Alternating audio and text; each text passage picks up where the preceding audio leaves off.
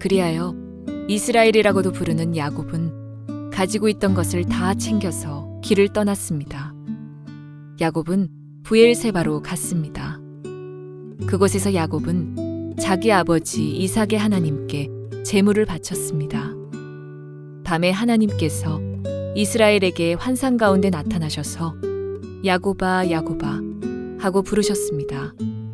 그러자 야곱이 예, 제가 여기에 있습니다 하고 대답했습니다. 하나님께서 말씀하셨습니다. 나는 하나님, 곧 내 아비의 하나님이니라. 이집트로 가는 것을 두려워하지 마라. 내가 거기에서 너의 자손들을 큰 나라로 만들어줄 것이다. 나도 너와 함께 이집트로 갈 것이며 너를 다시 이집트에서 나오게 할 것이다. 내가 숨질 때에는 요셉이 직접 내 눈을 감겨줄 것이다. 그리하여 야곱은 브엘세바를 떠났습니다. 이스라엘의 아들들은 자기 아버지와 자기 자식들과 자기 아내들을 파라오가 보내준 수레에 태웠습니다. 그들은 짐승들과 가나안에서 얻은 것을 다 가지고 갔습니다. 이처럼 야곱은 모든 자손들과 함께 이집트로 갔습니다. 야곱은 아들들과 손자들, 딸들과 손녀들을 데리고 갔습니다. 야곱은 자기의 모든 가족을 이집트로 데리고 갔습니다. 하나님은 나를 사랑하십니다. 나는 그 사랑 안에 있습니다. 하나님은 오늘 나에게 말씀하실 것입니다. 그 말씀에 능력이 있습니다. 그 말씀에 생명이 있습니다. 나의 마음을 하나님께 열겠습니다. 나의 생각을 예수님께 집중하겠습니다. 들은 만큼 변합니다. 들은 만큼 행복해집니다. 베냐민을 데리고 식량을 구하러 이집트에 갔던 아들들이 야곱에게 돌아와서 믿을 수 없는 소식 하나를 전해주게 됩니다. 요셉이 살아있다라고 하는 소식입니다. 20여 년 동안 죽은 줄만 알았던 아들이 살아있을 뿐만 아니라 이집트라고 하는 엄청난 대국에서 가장 높은 총리 대신이 되어 있다라고 하는 소식을 어떻게 쉽게 믿을 수 있겠습니까? 근데 요셉이 아버지를 모시기 위해서 보내주었던 그 이집트의 휘황찬란한 수레들이 쫙 서 있는 것을 보고 야곱이 그 말을 믿게 됩니다. 그리고 사랑하는 아들 요셉을 만나기 위해서 이제 이집트로 떠나게 되는 장면이 오늘 우리가 묵상하게 될 본문입니다. 1절 말씀을 같이 한번 볼게요. 같이 한 목소리를 읽어볼까요? 시작. 그리하여 이스라엘이라고도 부르는 야곱은 가지고 있던 것을 다 챙겨서 길을 떠났습니다. 야곱은 브엘세바로 갔습니다. 그곳에서 야곱은 자기 아버지 이삭의 하나님께 제물을 바쳤습니다. 자, 이집트를 향하면서 하나님께서 약속으로 주셨던 땅의 가장 남단 지역이에요. 브엘세바라고 하는 지역은 지금 헤브론이라고 하는 지역에서부터 브엘세바로 내려와서 거기에서 제물을 바쳤다라고 얘기를 합니다. 브엘세바라고 하는 곳은 야곱의 가족에게는 굉장히 의미가 깊은 곳입니다. 아브라함도 브엘세바에 이르러서 영원하신 하나님의 이름을 부르며 하나님 앞에 제단을 쌓았고, 아버지 이삭도 가나안 땅을 벗어나려고 할 때 하나님께서 애굽으로 내려가는 것을 막으시고 이삭과 리브가가 거하게 하셨던 곳이 바로 브엘세바 지역이었습니다. 거기서 이삭도 하나님을 향해서 제단을 쌓고 예배를 드렸었죠. 그러니까 할아버지와 아버지가 함께 제단을 쌓으며 기도하며 예배가 쌓여 있는 곳이, 영적인 전통이 쌓여 있는 곳이 바로 브엘세바였습니다. 야곱이 거기서 제단을 쌓았다라고 하는 얘기를 우리는 절대로 가볍게 넘겨서는 안 됩니다. 왜냐하면 거기에 매우 특별한 의미가 있기 때문입니다. 왜 제물을 드렸을까? 단순히 그냥 습관적으로 늘 하던 대로 예배를 드리고 있는 것일까? 아니면 이집트로 가기 전 마지막 관문, 광야로 들어가기 전에 마지막 관문이었던 브엘세바에서 드리고 있는 제물에 뭔가 특별한 의미가 있는 것일까? 먼저 이 야곱이 드렸던 제물에는 감사의 의미가 있었겠죠. 죽은 사랑하는 아들이 살아있으니 얼마나 감사하겠어요. 그리고 살아있을 뿐만 아니라 총리가 되었고 지금 기근이 너무 심해서 먹을 것도 없고 가축들이 죽어가는데 그 가족들을 다 구원할 수 있는 이 목초지가 있는 이집트로 정착을 할 수 있도록 그 아들이 도와준다고 하니, 구원의 통로가 된다고 하니 얼마나 감사가 넘치겠어요. 당연히 이 제물을 드리는 것은 감사의 의미가 있었겠죠. 또 다른 이 제물을 바친 또 다른 이유들도 있었습니다. 찰스 스퍼전이라고 하는 19세기를 살았던 영국의 설교자가 이런 영감 있는 묵상을 했는데, 야곱이 여기서 드리고 있는 제물은 아들들을 위한 속죄의 제물이다라고 하는 묵상입니다. 이 묵상의 생각을 접하는 순간 제가 그동안 이 사건을 대할 때마다 제 마음속에 있었던 의문이 하나가 이렇게 풀리는 것을 경험하게 되었습니다. 요셉이 형들과 함께 눈물로 화해한 다음에 형들을 다시 아버지를 모시고 오십시오라고 하면서 가나안 땅으로 보내면서 뭐라고 당부를 하냐면, 우리 창세기 45장 24절을 한번 읽어볼게요. 어떻게 당부를 하냐면, 읽어주세요. 시작. 그리고 나서 요셉은 자기 형제들에게 길을 떠나라고 했습니다. 요셉의 형제들이 길을 떠날 때에 요셉은 그들에게 집으로 돌아가는 길에 서로 다투지 마세요 하고 말했습니다. 이게 무슨 말입니까? 서로 너 때문에 그런 거잖아, 이거 하지 말라는 거예요. 이게 화해했으니까, 용서했으니까, 그리고 회복이 되었으니까, 치유가 일어났으니까 누구의 잘잘못을 따지고 책임 소지 따지면서 다투지 말라는 거예요. 그리고 지금 아버지에게 돌아가면 우리 동생이 살아 있습니다라고 얘기를 해야 되잖아요. 그러면 어떻게 요셉이 죽은 줄로 아는데 이집트에 가 있는 건지 설명을 해야 될 거 아니에요. 그러면 이 형들이 우리가 사실은 이 동생을 판 겁니다 라고 얘기를 안 하고 설명이 가능하냔 말이죠. 그러면 아무래도 그 과거를 들춰내다 보면 누구의 책임이었고 누구의 잘못이었고 이게 드러날 수 있는데, 그런 거 하지 말고 다투지 말라고 당부를 했던 거예요. 제 마음속에 늘 궁금했던 거는, 성경이 야곱이 그 아들들에게서 요셉의 형들이 요셉을 팔아넘겼다는 고백을 하는 장면이 성경에 나오지 않잖아요. 아버지, 사실은 우리가 이렇게 해서 요셉이 지금 이집트에 가 있는데 저희가 진짜 잘못했는데 하나님께서 역사하셔서 총리가 됐으니 용서해 주십시오, 이런 이야기가 나오고 야곱이 한번 화를 벌쩍 내고 눈물로 이렇게 회복하고 치유하는 장면이 드러났으면 이게 이렇게 된 거구나 라고 할 텐데, 사실은 그런 디테일이 성경에 존재하지 않기 때문에, 등장하고 있지 않기 때문에 우리한테 이런 의문을 갖게 하죠. 과연 야곱은 알았을까? 그의 아들들이 얼마나 악한 일을 요셉에게 했는지 요셉은 구체적인 디테일을 알고 있었을까? 이런 의문이 든단 말이에요. 모르죠. 고백을 했는지 안 했는지 성경에 안 나오니까 우리는 그냥 추측하는, 상상해보는 수준에 머무를 수밖에 없어요. 그러나 이런 질문은 던져볼 수 있겠죠. 야곱의 아들들이 그들의 악한 과거의 행적을 아버지에게 진짜로 고하고 용서를 구하지 않고 진짜 회복이 일어날 수 있나요? 진짜 치유가 그 가정에 임할 수 있는 것입니까?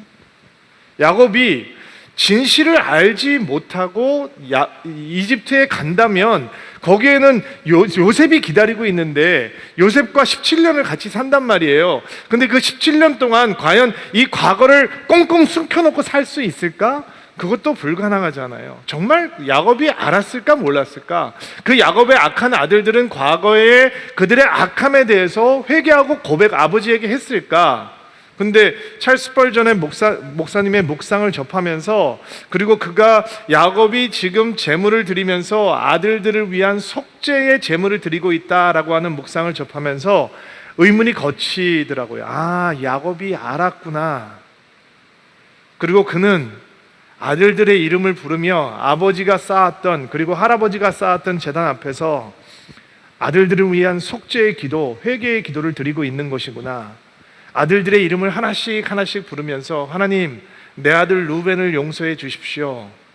아비의 침상까지 넘보는 이 악한 아들을 용서해 주십시오. 하나님, 시므온과 레위의 잔악함과 잔인함을 용서해 주십시오. 유다의 완악함을, 강팍함을 용서해 주십시오.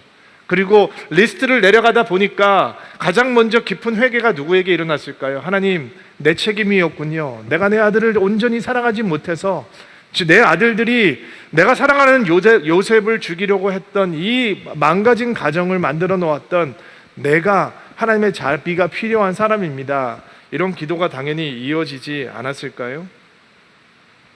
나중에 야곱과 요셉이 재회하는 장면을 보면 요셉이 아버지의 목을 끌어안고 울었다라고 하는 표현은 등장은 하는데 야곱이 요셉을 끌어안고 울었다라고 하는 표현은 등장하지 않아요. 목사님 뭐 성경을 쓰다 보면 그럴 수도 있는 거죠. 아니에요.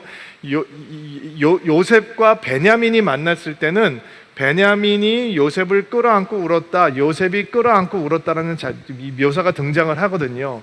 근데 정작 야곱과 요셉의 재회 속에서는 아버지를 끌어안고 우는 아들의 모습은 나오는데 아들을 끌어안고 우는 아버지의 모습은 등장하지 않아요. 아마 부모님들은 조금 이해할 것 같아요. 그 아들을 보니 기쁨과 슬픔이 함께 느껴지는 거죠. 야곱의 마음에는 자기 사랑하는 아들을, 동생을 짐승처럼 팔아버렸던 이 완악한 아들을 가지고 있는 아버지, 그 피해자였던 요셉이 자기를 끌어안고 우는데 기쁘고 고마운 마음도 있지만 그를 지켜주지 못했다고 하는 아비의 애절한 마음, 슬픈 마음도 있는 것이 아니겠습니까? 그러니까 너무 감사하지만 그 아들 앞에 눈을 감고, 지그시 눈을 감고 그 기쁨과 슬픔을 함께 느끼고 있었던 야곱의 마음을 한번 상상해 보시고 바랍니다. 그리고 야곱은 뭐라고 얘기하는지 아세요? 내가 이제 너를 보았으니 내가 이제 죽어도 한이 없다라고 얘기를 하는 것이죠. 야곱은 브엘세바에서 쌓았던 제단 앞에서 아들의 악함을 속죄하는 중보자가 됩니다. 멋있는 아버지의 모습 아닙니까? 야곱이 별로 좋은 아버지가 아니거든요. 근데 브엘세바에서 하나님을 향해서 속죄의 제물을 올려드리며 아들들을 위한 중보자가 되는 것입니다. 여러분, 우리가 원하지는 않지만 때때로 우리 자녀들을 위해서 이런 야곱 같은 중보자가 돼야 될 때가 올 수도 있습니다. 안 오기를 바랍니다. 그러나 올 수도 있습니다. 그런 순간을 만나게 될 때 오늘 이 말씀이 우리에게 힘이 되고 능력이 되는 말씀이 되기를 바랍니다. 그들이 스스로 기도할 수 없을 때 우리가 그들을 위한 중보자로 하나님 앞에 서는 순간 우리의 중보를 통해서, 우리의 눈물을 통해서, 우리의 애절한 기도를 통해서 우리의 자녀들이, 우리의 다음 세대들이 주님 앞에 바로 서게 되는 역사가 있을 줄로 믿습니다. 야곱이 제물을 드리고 있는 또 다른 이유는 야곱이 이집트로 내려가는 것을 굉장히 두려워하고 마음이 꺼리고 있었기 때문입니다. 하나님께서 야곱에게 나타나셔서 두려워하지 말라 이렇게 말씀을 하셨거든요. 그거는 무슨 증거예요? 야곱이 이집트에 내려가는 것을 굉장히 두려워하고 있다라고 하는 증거입니다. 왜 두려워하고 있을까? 이집트에 내려가는 것을 왜 이렇게 꺼려하고 있을까? 아마 그 이유는 아브라함과 이삭에게 전해 들었던 이야기 때문이기도 할 것 같습니다. 아브라함에게 이집트는 어떤 자리였나요? 부끄러움과 수치의 자리죠. 거기에 기근을 피해서 내려갔다가 아내를 누이 동생이라고 속이고 파라오에게 아내를 빼앗겼다가 수치를 당하고 돌아오게 되죠. 그리고 이 언약의 사람들, 아브라함과 이삭은 그 약속에 하나님께서 언약으로 주셨던 땅을 벗어날 때마다 영적인 수치와 부끄러움을 당하게 되었습니다. 또 아브라함에게는 이런 말씀도 주어졌었죠. 너의 후손이 이방에서 계기대에서 40년 동안 괴로움을 당한 다음에 나오게 될 것이다. 지금 아브라함의 이야기는 이삭에게로, 이삭의 이야기는 야곱에게로 구전되고 있는 거, 전승이 되고 있는 거거든요. 그러니까 이런 이야기들이 야곱 안에 머물러 있고 이집트에 내려가기 전에 그런 것들이 마음의 꺼리낌으로, 두려움으로 다가왔던 것입니다. 그리고 그는 언약의 땅에 가장 남단, 언약의 땅을 벗어나기 바로 직전에 있는 브엘세바에서 제단을 쌓으면서 하나님의 이름을 부르고 하나님의 의도, 하나님의 뜻, 그것을 구하고 있는 것입니다. 이집트로 내려가기 전에 사랑하는 아들이 기다리고 있으니 얼마나 가고 싶겠어요. 그러나 이집트에 가기 전에 정말 그것이 하나님께서 허락하시는 것인지, 하나님께서 원하시는 것인지, 이 길이 정말로 내가 가야 하는 길인지 두렵고 떨리는 마음으로 하나님 앞에 제단을 쌓으며 하나님께 묻고 있는 것입니다. 하나님의 인도하심을 확인하기 원했던 거죠.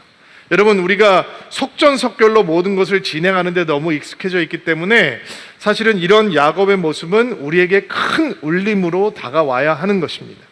왜냐하면 우리는 어떤 패턴으로 살아가냐면 내가 어떤 마음이 들면 내 마음의 의지대로 열심히 행하고 문제가 생기면 돌아와서 하나님 앞에 서잖아요. 그리고 하나님 앞에 도우심을 구하잖아요. 그리고 하나님의 뜻이 뭔가 그때서야 생각이 나잖아요. 내가 막 밀어붙이다가 문제가 생기면 그제서야 하나님의 인도하심을 간절하게 구한다는 마음을 갖게 되잖아요. 근데 야곱은 여기에서 우리에게 다른 믿음을 보여주죠. 달려나가기 전에 먼저 하나님 앞에 서는 모습을 보여주는 것입니다.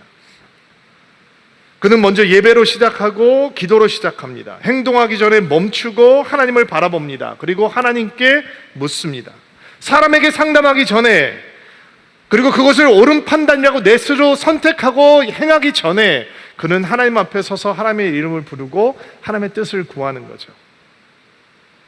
혹시 여러분, 우리 하나님께서 우리가 하나님 앞에 인도함을 받기 원하는 마음보다 우리를 인도하기 원하시는 하나님의 마음이 더 크시다라고 생각을 해보신 적이 있습니까? 여러분, 이스라엘 백성들이 출애굽했을 때 그들이 하나님의 인도하심을 받고자 하는 마음보다 그들을 인도하고자 하는 하나님의 마음이 더 강렬합니다. 그래서 낮에는 시원한 구름 기둥으로 인도하시고 밤에는 따뜻한 불기둥으로 인도하시는 것입니다. 혹시 새로운 일을 준비하는 분들이 있습니까? 새로운 길을 가야 하는데 두려움과 염려가 있는 분들이 있습니까? 하나님 앞에 먼저 서시면 됩니다. 여러분, 달려나가기 전에 하나님의 이름을 먼저 부르시면 됩니다. 하나님 앞에 멈춰 서면 하나님의 음성이 들립니다. 3절 말씀 볼까요? 2절 말씀, 죄송합니다. 2절 말씀 읽어주세요. 시작. 밤에 하나님께서 이스라엘에게 환상 가운데 나타나셔서, 그러자 야곱이 예, 제가 여기에 있습니다 하고 대답했습니다. 야곱아, 야곱아, 엄청 친밀하다고 느끼지 않나요? 야곱이 하나님의 음성을 처음 들었을 때가 언제였었나요? 엄청난 두려움에 사로잡혔을 때입니다. 형의 분노를 피해서 도망갈 때 베델에서 하나님께서 나타나셔서 야곱의 이름을 불러주셨습니다. 두 번째로 이 야곱이 하나님의 음성을 들었을 때는 언제인가요?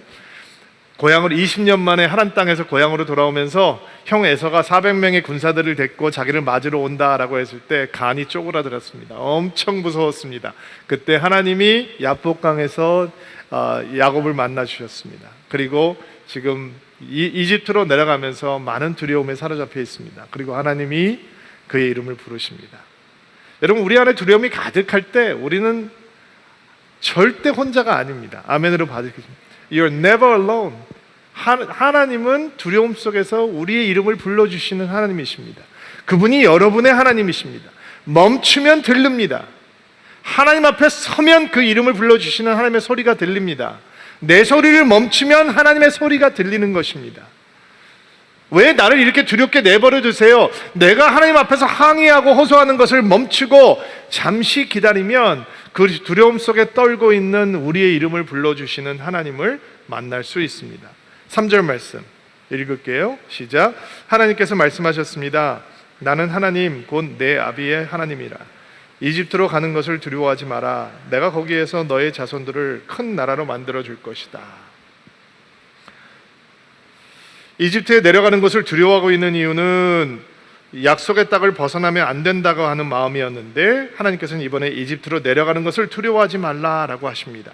그리고 거기서 아브라함과 이삭 그리고 야곱에게 이어지는 옛 언약을 다시 기억하게 해주시죠. 큰 민족을 만들어 주겠다라고 하는 하나님의 언약을 기억나게 해주셨습니다. 이집트는 그 약속을 이루시는 하나님의 도구일 뿐입니다. 왜 이집트여야 합니까?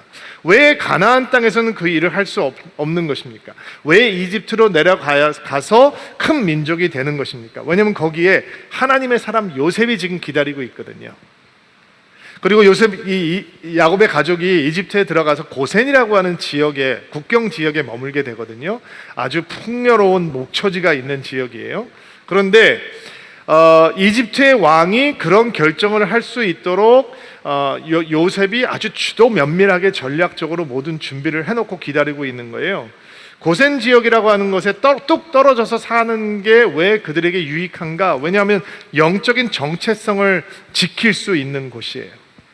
만약에 이집트 사람들과 막 섞여서 살았다면 이 통혼이 될 거고 결혼을 막 하게 될 거고 혈통의 순수함을 지킬 수가 없단 말이에요. 그리고 영적인 순수함도 지킬 수 있는 지역이에요. 이집트 사람들과 섞여 살면 그들의 우상 숭배를 배우게 될 거고 신앙적인 이 혼란이 생길 텐데 고센 지역에 그들만 뚝 떨어져서 살게 되니까 그들의 영적인 정체성도 찾을 수 있는 거죠. 그리고 지금 요셉이 굉장히 신뢰를 받고 있기 때문에, 왕의 신뢰를 받고 있기 때문에 그런 신뢰받는 신하의 형들이라 그러면 친인척 비리 사건도 생길 수 있는 거잖아요. 그러니까 그런 것들도 다 감안해서 고센으로 뚝 떨어뜨려 놓고, 그리고 거기서 영적인 정체성과 혈통의 정체성을 유지하면서 살아갈 수 있게 해 놓았던 거예요. 그리고 국경 지역이니까 하나님께서 말씀하시면 여차하면은 다시 가나안 땅으로 돌아갈 수 있는 이런 환경적인 여건도 준비되어 있는 곳이죠. 이런 지혜로운 하나님의 사람 요셉이 있기 때문에 이집트는 야곱의 가족이 70명인데 그 70명의 가족이 거대한 민족으로 갈 수 있는 하나님께서 준비하신 인큐베이터가 될 수 있는 것입니다. 4절 말씀 볼게요. 하나님께서 또 계속해서 말씀하시는데, 시작. 나도 너와 함께 이집트로 갈 것이며 이집트에서 나오게 할 것이다. 내가 숨질 때 요셉이 직접 내 눈을 감겨줄 것이다. 내가 너와 함께 이집트로 간다라고 하는 말씀을 듣고 야곱은 굉장한 마음의 안도를 느꼈을 거예요. 그리고 그가 이미 경험한 하나님의 은혜를 다시 한번 떠올렸을 거예요. 그가 고향을 떠나서 도망자의 삶을 시작했을 때 하나님께서는 이렇게 약속을 하셨어요. 창세기 28장 15절 말씀 같이 한번 읽어주세요. 시작. 내가 어디로 가든 너를 지켜줄 것이다. 그리고 너를 다시 이 땅으로 데려오리니 내가 너에게 약속한 것을 다 이루기 전까지 너를 떠나지 않을 것이다. 그리고 20년 동안 그가 눈칫밥을 먹고 삭고 속임을 당하고 사기당하는 그 20년의 기간 동안 하나님께서 이 약속을 지켜셨다는 것을 야곱은 맛보아 알았어요. 빈털터리 맨주먹으로 삼촌의 집을 찾았는데 거대한 부자가 되어서 고향으로 돌아오죠. 그렇게 형을 무서워했는데 형과 극적인 화해를 이루어요. 그리고 가나안 땅에 정착하면서 언약의 백성으로 살아가는 것을 그는 맛보아 체험해 알았어요. 그리고 이제 애굽으로 들어가면서 이런 생각이 있지 않겠어요? 그가 나이가 130세인데 그리고 그의 삶을 조명하면서 내가 참으로 험악한 세월을 살았습니다 라고 바로에게 고백을 하잖아요. 그런데 그런 인생을 살았던 야곱이 그 노년의 그 약속의 땅을 떠나면서 마음이 복잡했을 거 아니에요. 그런데 하나님께서 약속해 주신 내가 너와 함께 갈 것이고 내가 너를 다시 데리고 나올 것이다. 이 약속은 그의 후손들을 향한 약속이죠. 그리고 그는 마음의 평안을 갖고 이집트 땅으로 들어갈 수 있는 거예요. 사실은 우리는 창세기를 지금 계속 보고 있으니까 내가 너에게 복을 주고 내가 너를 거대한 민족으로 만들어주고 큰 나라가 되게 하고 이런 얘기가 나올 때마다 우리 마음속에 사실은 어떤 마음이 드냐면 계속 반복되는 얘기가 나오니까 그냥 평범하게 이런 말씀을 받아들여요. 또 얘기가 나왔네? 근데 이게 인간적인 눈으로 보면 잘 이해가 안 되죠. 반복되고 있는 평이한 말씀들. 근데 야곱이 이 주어졌던 그리고 익숙했던 하나님의 약속의 말씀을 평범하지 않게 받았다라고 하는 것을 우리는 알 수 있어요. 왜냐하면 그가 이제 그의 인생이 거의 끝나온다라고 하는 것을 알고 요셉을 불러서 유언 같은 말을 하거든요. 창세기 47장인데 28절부터 31절 말씀이에요. 28절부터 한 목소리 읽어볼게요. 시작. 이스라엘이라고부터 부르는 야곱은 이집트에서 17년을 살았습니다. 그래서 그 야곱의 나이는 147살이 되었습니다. 이스라엘은 자기가 곧 죽을 것이라는 것을 알고 요셉을 불러 말하라. 내가 나에게 효도할 마음이 있다면 내 손을 내 다리 아래 넣어라. 그리고 나를 이 땅에 묻지 않겠다고 약속하여라. 내가 죽으면 나를 이집트에서 옮겨서 내 조상이 누워 계신 곳에 묻어라. 요셉은 아버지 말씀대로 하겠습니다 라고 대답했습니다. 야곱이 말했습니다. 그렇게 하겠다고 약속하여라. 예, 요셉은 그렇게 하겠다고 야곱에게 약속하였습니다. 그러자 이스라엘은 침대맡에 엎드려 하나님께 예배 드렸습니다. 지금 야곱의 자손들이 고센 땅에서 번성하며 살고 있거든요. 재산도 늘고 사람도 늘고 막 엄청나게 번영을 하면서 살고 있어요. 근데 야곱이 죽을 때가 되었다라고 하는 것을 알고 요셉을 불러서 뭐라고 유언을 하냐면, 나를 이집트 땅에 묻지 않고 언약의 땅에 묻어달라, 약속의 땅에 묻어달라라고 얘기를 하고 있는 거예요. 인간적인 눈으로 보면 이런 야곱이 참 불쌍해 보여요. 여러분, 지금 아브라함 때부터 지금 요셉이 이 말을 할 때까지 몇 년의 시간이 지났는지 여러분 아세요? 200년이에요. 아브라함은 이삭 한 명 보고 죽었고, 이삭은 아들 둘 낳고 죽었어요. 야곱은 12아들, 그리고 가족이 70명이에요. 200년 만에 70명 됐어요. 내가 너에게 복을 주겠고 너를 거대한 민족으로 만들어 줄 것이며 큰 나라가 되게 할 것이며 복이 되게 할 것이며, 그리고 200년이 흘렀단 말이에요. 인간적인 눈으로 보면 사람들이 속았네, 속았어, 이런 얘기가 나올만 하죠. 그런데 내 죽은 몸이라도 하나님께서 나에게 주시겠다고 약속하신 그 땅에 묻어달라라고 하는 노인을 보면서 오히려 측은지심이 들 수도 있습니다. 사람의 눈에는 그렇게 비친단 말이에요. 그러나 믿음은 그렇게 생각하지 않습니다. 왜냐하면 믿음은 바라는 것들의 실상이요 보지 못하는 것들의 증거가 되기 때문입니다. 아멘으로 받으시기 바랍니다. 지금 야곱은 보고 있는 겁니다. 믿음을 통해 약속을 보고 있는 겁니다. 믿음이 있으면 하나님께서 주시는 약속이 꿈이 되고 비전이 됩니다. 확신이 됩니다. 그것이 우리의 마음을 뜨겁게 하고 열정을 주는 것입니다. 믿음은 그들의 약속이 하나님의 꿈이 되게 하기 때문에 그 꿈에 소외되는 자가 되지 않고 꿈의 한 중심에 되는 자가 되기 원하기 때문에 죽어서라도 그 땅에 묻혀서 하나님의 꿈을 이루는 것을 그는 보고 싶은 것입니다. 믿음이 없다면 가족들이 잘 살고 있는 이집트만으로도 우리는 충분히 만족할 수 있습니다. 그러나 야곱의 마음은 이집트의 번성에 취하지 않았습니다.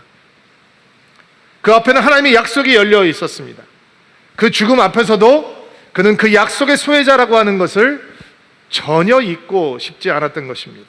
야곱의 소망은 한 번도 이집트였던 것이 없습니다. 20년 동안 하나님에 머물러 있을 때도 야곱의 소망은 하나님의 축복의 땅, 언약의 땅이었고 하나님의 약속 안에 있었습니다.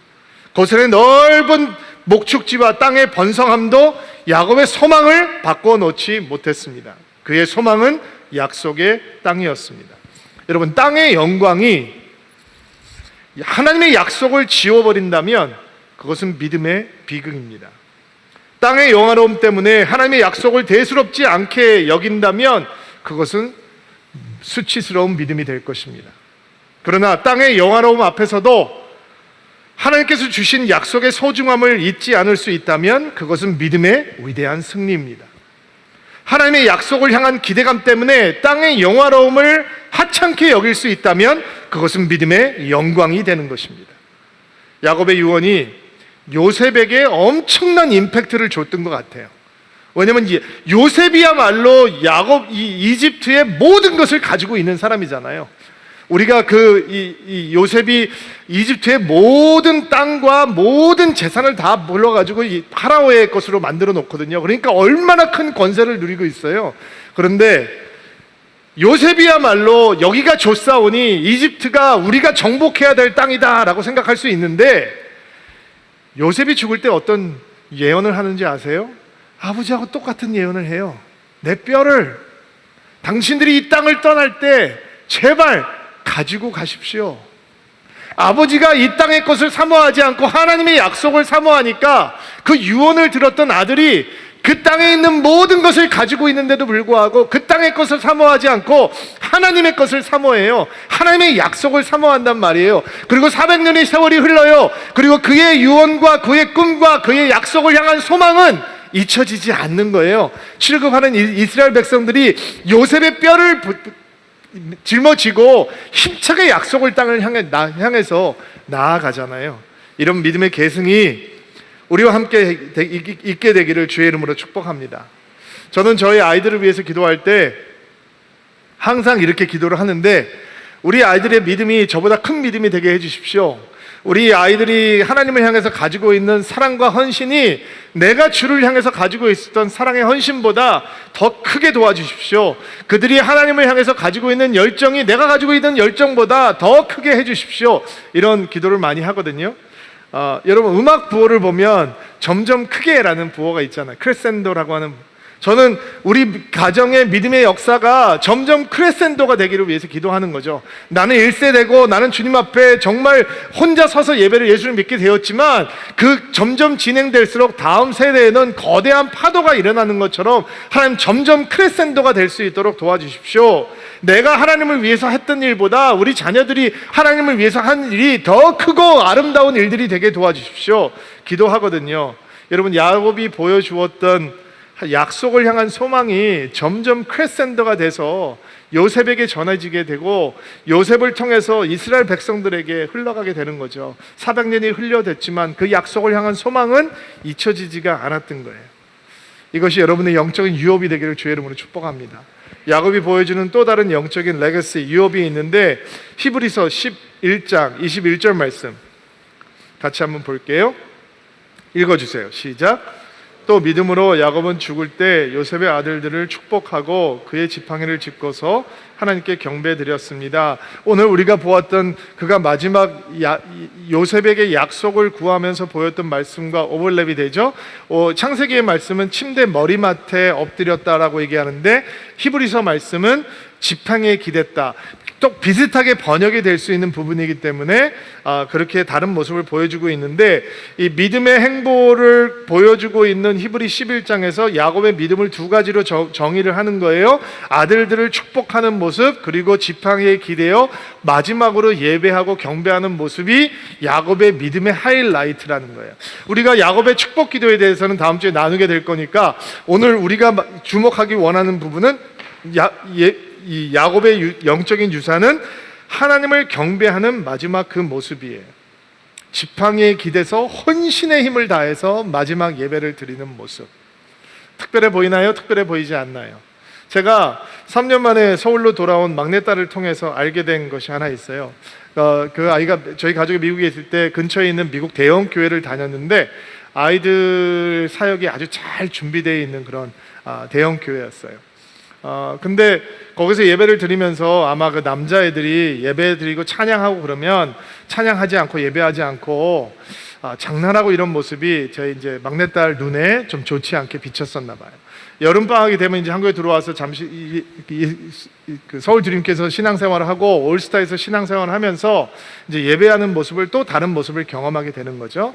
그리고 어저께 함께 어디를 가는데 저한테 제 막내가 이런 얘기를 하는 거예요. 갑자기 차에서 찬양을 이렇게 듣고 가고 있는데, 근데 아빠, 우리 교회 아이들 진짜 열심히 예배한다.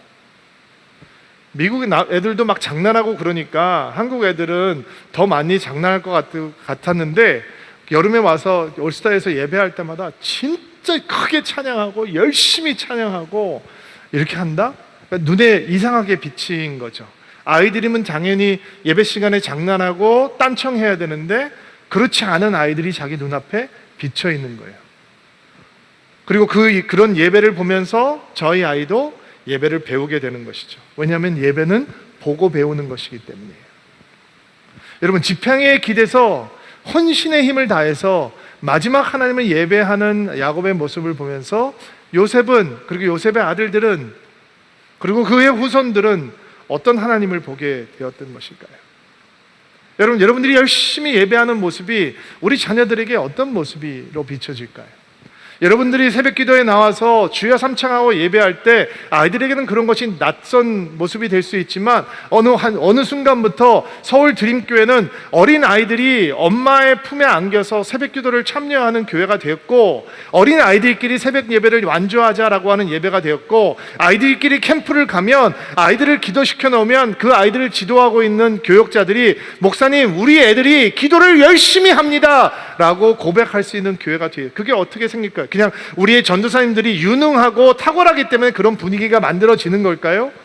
그들이 열심히 했기 때문에 그렇게 된 걸까요? 아니요. 교회라고 하는 우리 공동체가 우리 다음 세대에게 열심히 예배하고 열심히 기도하고 주의 이름을 부르는 그런 공동체가 되고 있기 때문에 그 바톤 터치가 다음 세대로 이어지고 있는 것이 아닐까요? 새가족반에서 교육을 받던 한 청년이 서울드림교회에 어떻게 오게 되었느냐, 서울드림교회 와서 느낀 점이 무엇이냐 얘기를 해봐라 라고 하니까 어느 지인에게 소개를 받고 별 기대감 없이 그냥 한번 와보기나 하자라고 교회를 찾았는데 우연히 예배에 앉았는데 어떤 어르신 뒤에 앉게 되었나 봐요. 아마 70세가 넘은 그런 어르신 뒤에 앉게 됐는데 갑자기 예배를 시작하는데 다 일어서라고 그러는데 그 어르신께서 일어서더니 20분 동안 청년처럼 박수치고 찬양하고 두 손을 들고 찬양하는 모습을 본 거예요. 기성교회는 참 보기 힘든 대목이죠. 그리고 그 청년이 충격을 받았다는 거예요. 70세가 넘은 노인이 청년처럼 예배하고 찬양하는 이 교회는 어떤 교회일까? 이 교회에 와보고 싶다. 나 저런 예배에 드려보고 싶다라고 생각을 했다는 거예요. 예배하는 사람은 예배를 사모하는 사람들에게 거룩한 충격을 주는 거죠. 그리고 히브리서의 야곱의 믿음을 조명하면서 그가 던졌던 거룩한 충격, 마지막 힘이 다 빠져 있는 상태에서 혼신의 힘을 다해서 지팡이에 의지하고 주의 이름을 부르고 경배했던 바로 그 모습, 침대 머리맡에 엎드려서 하나님을 예배했던 그 모습이 야곱의 믿음입니다 라고 우리에게 이야기해 주고 있는 것입니다. 코로나 시대를 지나면서 성도들에게 두 가지 현상이 나타난다고 합니다. 첫 현상은 목숨을 걸고 예배를 지키고 있는 사람들이 생긴답니다. 왜? 모이지 못하니까 믿음이 흔들리고 무기력해지고, 그렇잖아요. 교회를 못 오니까 얼마나 무기력해져요. 그러니까 있는 현장에서 최선을 다해서 혼신의 힘을 다해서 예배하려고 하는 사람이 생기고, 또 다른 현상은 예배를 놓치고 긴 영적인 슬럼프에 빠지는 사람들이 생긴다고 합니다. 여러분은 어느 쪽입니까? 야곱처럼 혼신의 힘을 다해서 주님을 경배하는 모습을, 우리의 모습을 통해서 누군가가 나도 저렇게 예배하고 싶다라고 하는 감동의 파도가 생길 수 있다는 것을 기억하십시다. 그런 영향력이 우리의 다음 세대에게 흘러갈 수 있다는 것을 기억하십시다. 코로나 시대를 이기는 영성에는 이런 야곱처럼 혼신의 힘을 다해서 예배하는 은혜가 있어야 합니다. 나는 여러분의 예배가 살아나게 되기를 예수님의 이름으로 축복합니다. 여러분이 하나님 앞에 예배하는 모습이 여러분의 가장 강력한 모습이 될 수 있게 하십시오. 여러분의 혼신의 힘을 다해서 예배하는 모습이 하나님 앞에 여러분이 드릴 수 있는 가장 아름다운 모습이 될 수 있게 하십시오. 현장 예배가 이렇게 절실할 때 한 달에 한 번이라도 나와서 뜨거운 마음으로 예배하는 이 모습이 우리의 믿음이요, 우리의 영성이요, 우리의 영적인 정체성이 될 수 있도록 있게 하십시다. 새벽 예배 나올 수 있는 분들 나와서 기도하시고, 주일 예배를 지키며 예배하는 여러분에게 어떤 질병도 흐트릴 수 없는, 어떤 상황도 무너질 수 없는 아름답고 강한 믿음이 생기게 되기를 주의 이름으로 축복합니다. 같이 한번 기도합시다. 여러분들을 축복하고 기도하겠습니다. 하나님, 자신의 아들들을 위해서 속죄의 제물을 드리는 야곱의 모습에서 믿음을 배웁니다. 우리 자녀들을 위해서, 우리 다음에 일어나는 다음 세대들을 위해서 그런 중보자가 되게 하소서. 믿는 자들의 애통함을 보시고 이 땅을 치유하신다고 약속하신 하나님, 우리가 이 땅을 향해 그런 중보자가 되게 하소서. 이집트를 향해 달려가기 전에 제단을 쌓은 야곱을 보며 오늘도 믿음을 배웁니다. 달리기 전에 먼저 하나님 앞에 멈추는 것을 배우게 하소서. 내가 결정하고 선택하기 전에 하나님께 먼저 묻는 믿음을 배우게 하옵소서. 행하기 전에 기도하고 행하기 전에 예배하는 믿음의 사람이 되게 하옵소서. 약속의 땅을 향한 소망을 끝까지 붙들고 있는 야곱에게 믿음을 배웁니다. 땅의 영화로움에 취해 하나님의 약속을 잇는 어리석음에 빠지지 않게 하옵소서. 믿음을 통해 하나님의 약속을 볼 수 있게 하시고 그 약속을 소망하는 인생이 되게 하옵소서. 혼신의 힘을 다해 마지막까지 예배하는 야곱에게 믿음을 배웁니다. 무덤덤하게 예배드리는 예배의 영성을 깨워주시고 예배하는 모습이 우리의 가장 아름답고 강렬한 믿음의 모습이 되게 하옵소서. 서울 드림교회가 코로나 시대를 지나면서 오히려 예배가 회복되고 모든 성도들이 참된 예배자로 세워지는 은혜를 체험하게 하옵소서. 예배 자리자리마다 성령께서 기름 부어 주옵소서. 예수님의 이름으로 기도하옵나이다.